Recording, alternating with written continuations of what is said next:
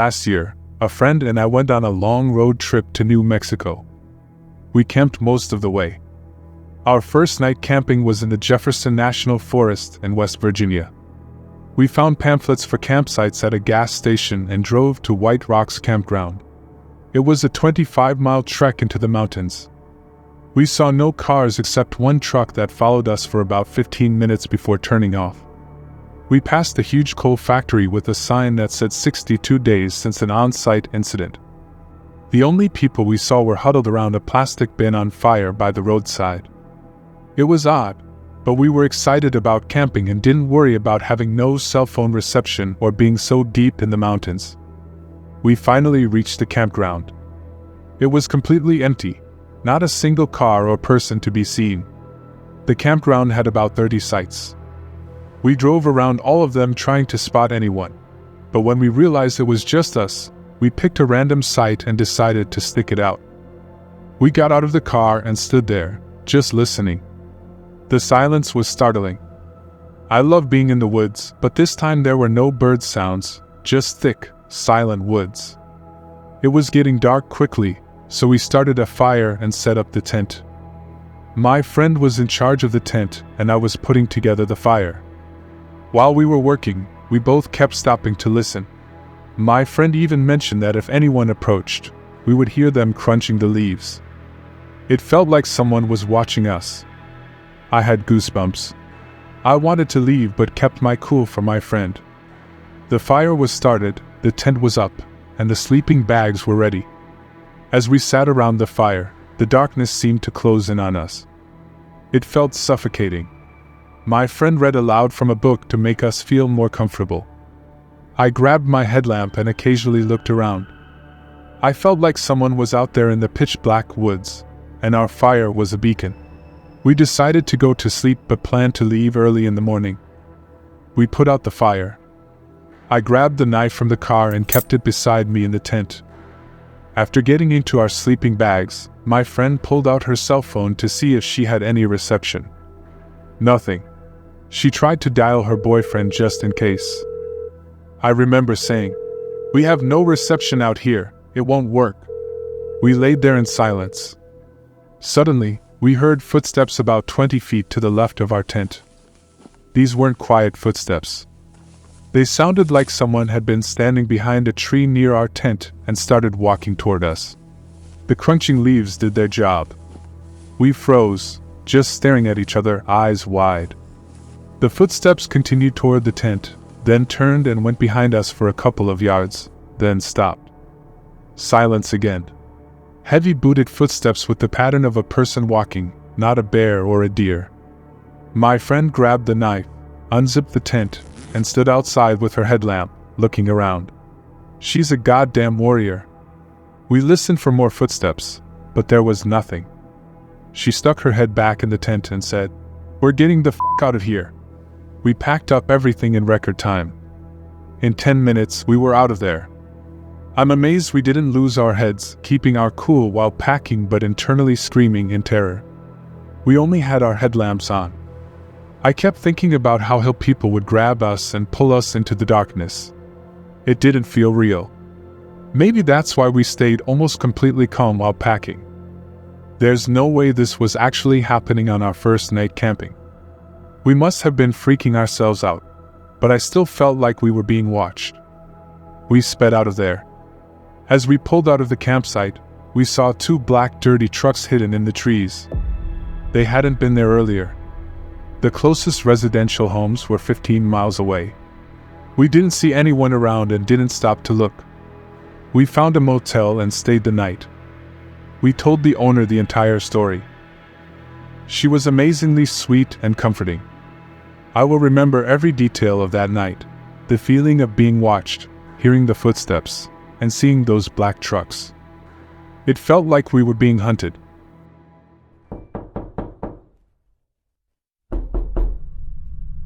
Last summer, I road tripped across the U.S. solo for 2 months.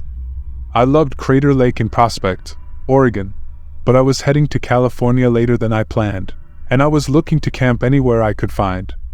My gas light had been on for 30 miles, and there hadn't been any gas stations, so I was getting a little nervous. Finally, I saw a sign for a campground, and figured I could talk to whoever was camping there, to find out how far away a gas station was, and maybe sleep there for the night. It was an old logging site, so the road was very rough, and very far from the main road. I pulled in, and there was a mid to late 20s couple at the very first sight. I said hello, and asked them if they knew the area. I got a sense of genuine friendliness from them. They said the nearest gas station was only 2 miles away, but that it was closed for the night. The site next to them was open, and they suggested that I take it. I started setting up my tent, using a rock to get my stakes in the ground, when the guy showed up with his hand axe, and offered to help. Creepy, but helpful. I asked if he drank, and offered him a beer as a neighborly gesture. His wife or girlfriend came over, and asked if I had any pills, just some ibuprofen. They didn't want any, but I offered them some weed I picked up in Washington. They reminded me to pay for my site at the self-serve box more than once. A red flag. So I said I didn't have any cash. They said I could just write my credit card information down, and put it in the box. 1,000 red flags went up. The woman wanted to introduce me to the neighbors, so she took me to an RV that looked like it had been parked there for multiple months, cardboard over the wheels, dirty inside. Inside, a very drunk man, somewhere over 60.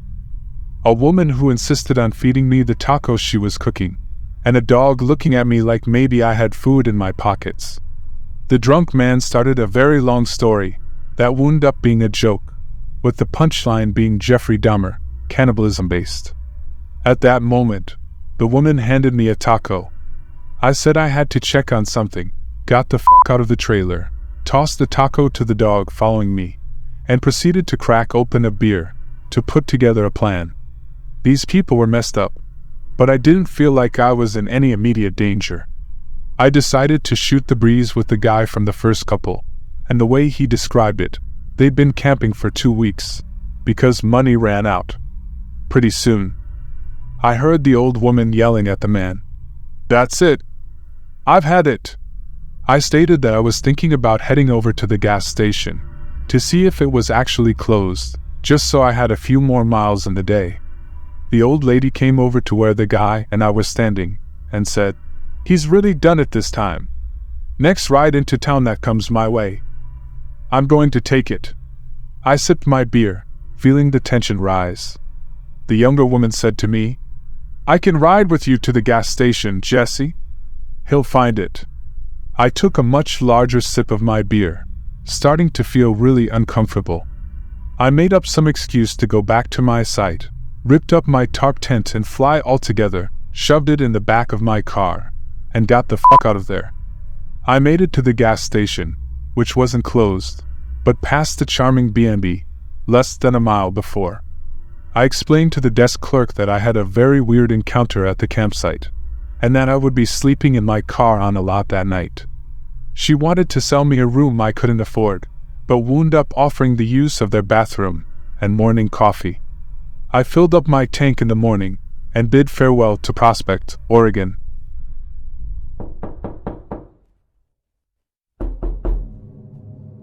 This happened to me and my close friend, both 23-year-old males. Just last month, we decided to go on a 2-day backpacking trip in the Durand Mountains of New York. We are both very comfortable in nature, spending a lot of time camping, hunting, and fishing. We hiked about 5 miles into a secluded area, and set up camp on a small beach by a serene lake. This was not a heavily trafficked area, and we didn't expect to run into anyone during our first night there. As the sun dipped below the horizon, we sat around the fire, enjoying the peacefulness and warmth. Around 10:30 p.m., we noticed a flashlight moving on the opposite side of the lake. This was fairly unusual, and while we initially brushed it off, the beam of light kept moving around the lake, drawing closer to our campsite. Unease began to settle in. We exchanged worried glances, discussing who could possibly be wandering around in the woods in the middle of the night. As it became clear that this person, or people, was heading directly for our campsite, we felt a strong urge to investigate. We didn't want an unwelcome guest. We moved off into the woods nearby, taking cover behind some trees. I grabbed a small axe for protection, and my friend carried a .22 rifle. We weren't expecting trouble, but we figured we might as well cover our bases. Time seemed to stretch as we waited, hearts pounding in our chests. Finally, the flashlight came near the glow of our fire, and we caught sight of a man, bearded, probably in his mid-40s. My stomach dropped as I noticed he was carrying a pump-action shotgun. He walked around our campsite a few times, peering into the shadows, and then, without warning, entered our tent. I held my breath as he rummaged through our belongings, the rustling of fabric and gear sending chills down my spine. Suddenly, he stepped out, his voice booming through the night. "I know you're out there. Why don't you come and say hello?" My friend and I remained motionless under a hemlock tree, our hearts racing, every muscle tense. Then, the man did something even more terrifying. He fired his shotgun into the woods, the sound echoing like thunder, rattling our very souls. The darkness seemed to close in around us. He swung his flashlight around, the beam piercing through the trees, searching for movement. After what felt like an eternity, he grabbed my friend's backpack and a few articles of clothing we had drying near the fire, carelessly tossing them aside. "Is he going to hurt us?" my friend whispered, fear lacing his voice. He aimed his rifle at the man, his finger hovering over the trigger. "Absolutely not," I urged, my voice low but firm. "Unless he spots us and starts pointing that gun in our direction." Thankfully, the man eventually moved away, heading deeper into the darkness. We waited, breaths held, until his flashlight flickered across the other side of the lake. Seizing the opportunity, we scrambled back to our campsite, gathering what little we could fit into my pack, our hearts racing, adrenaline pumping through our veins. It was now around 2 o'clock or 3 a.m., and we ran down the trail, flashlights in hand, desperate to escape. The woods felt alive, shadows flickering all around us as we navigated the path, panic propelling us forward. The sun began to rise, its first light cutting through the trees, illuminating our frantic escape. We made it back to my car, breathless and trembling. With shaky hands, we drove straight to the police department, where we reported the encounter. We also spoke with some forest rangers, hoping they would take our situation seriously. But once we left, it felt as if our experience had faded into the wilderness, just another mystery lost in the vastness of the woods. I haven't heard anything back from the police since that day. It wasn't just the encounter that left us rattled. It was the realization that danger can lurk even in the most tranquil of places. We returned home with a lingering sense of dread, forever changed by our brush with the darkness we never expected to find. As I lay in bed that night, I couldn't shake the feeling that the shadows of the Duran-AK Mountains held more secrets than we would ever know.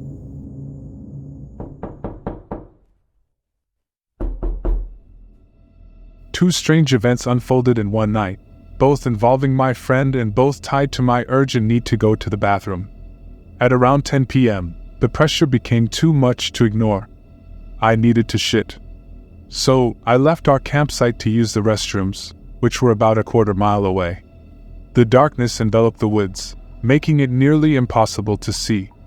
As I navigated the path, I spotted one of my friends emerging from a side trail leading to an unused campsite, about 50 yards away from our site. His gait was unmistakable. My friend had a peculiar way of walking that set him apart. I watched as he turned around multiple times, glancing back at me. "Why are you following me?" he called out, his voice carrying through the stillness of the night. He was always a good 40 feet ahead of me, creating a frustrating distance. "I literally told you guys I was going to the bathroom. Why did you come from a different site?" I shouted back, my irritation rising.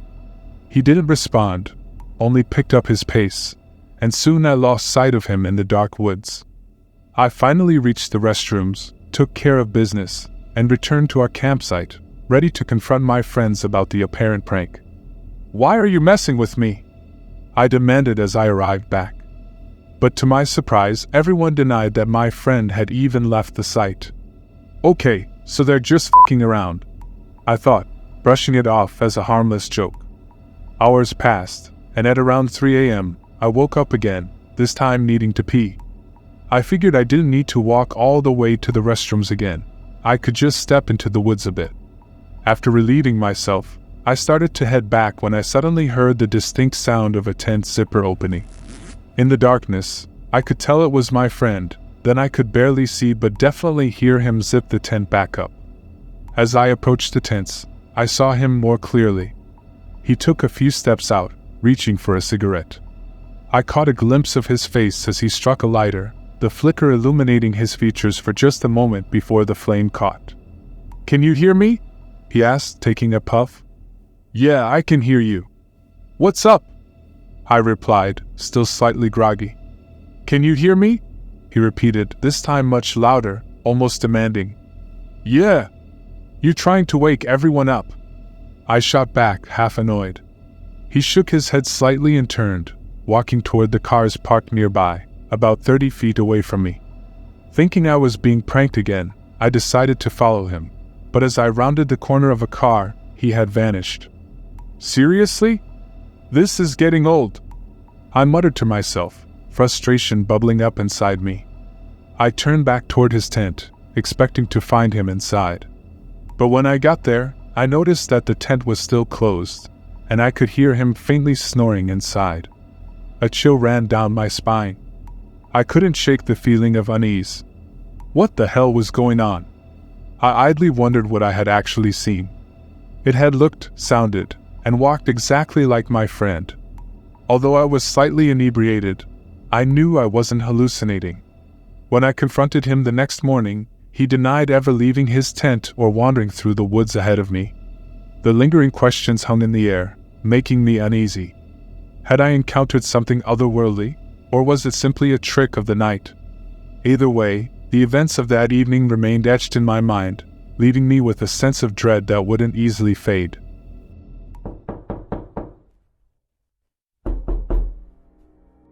This story takes place in August of 2013. In the mountains of South Oregon. I am a USAF Security Forces airman, a military policeman. My girlfriend was at work, and as the swelteringly hot day began to turn into thunderstorms, my buddy Nick and I decided to go exploring some back roads, to get out of the heat in town.